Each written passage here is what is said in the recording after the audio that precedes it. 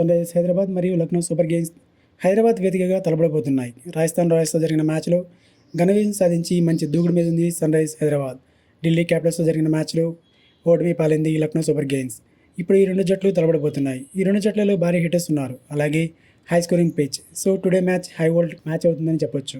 ఇక బ్యాటింగ్ ఆర్డర్ని చూస్తే సన్ రైజర్స్ హైదరాబాద్ నుంచి Abhishek Sharma, Travis head, Ishan Kishan, Nitish Kumar Reddy, Heinrich Klaasen ఉన్నారు. అందరూ మంచి ఫామ్లో ఉన్నారు. రాజస్థాన్ రాయల్స్తో జరిగిన మ్యాచ్లో 286 పరుగులు చేశారు. ఇషాన్ కిషన్ అద్భుతమైన సెంచరీతో రాణించగా ట్రావిస్ హెడ్ 67 పరుగులతో రాణించాడు. అలాగే అభిషేక్ శర్మ 24, నితీష్ కుమార్ రెడ్డి 30, హెన్రిచ్ క్లాసన్ 34 పరుగులతో రాణించారు. అందరూ కూడా 200+ స్ట్రైక్ రేట్తో బ్యాటింగ్ చేశారు.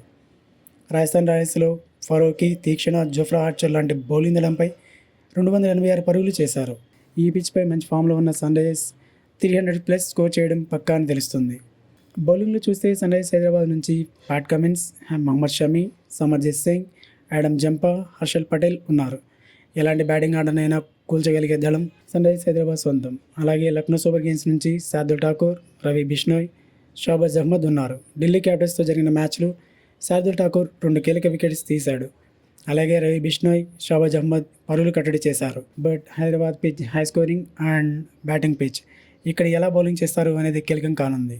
ఫామ్లో ఉన్న Sunrisers Hyderabad batting Lucknow Super Kings ఆపగలదా, లేదా ఈరోజు మ్యాచ్ మరో హై స్కోరింగ్ మ్యాచ్ అవుతుందా? మీరేమనుకుంటున్నారు? కామెంట్ చేయండి. మరిన్ని లేటెస్ట్ వీడియోస్ కోసం ఛానల్ని సబ్స్క్రైబ్ చేసుకోండి. Thanks for watching. Have a nice day.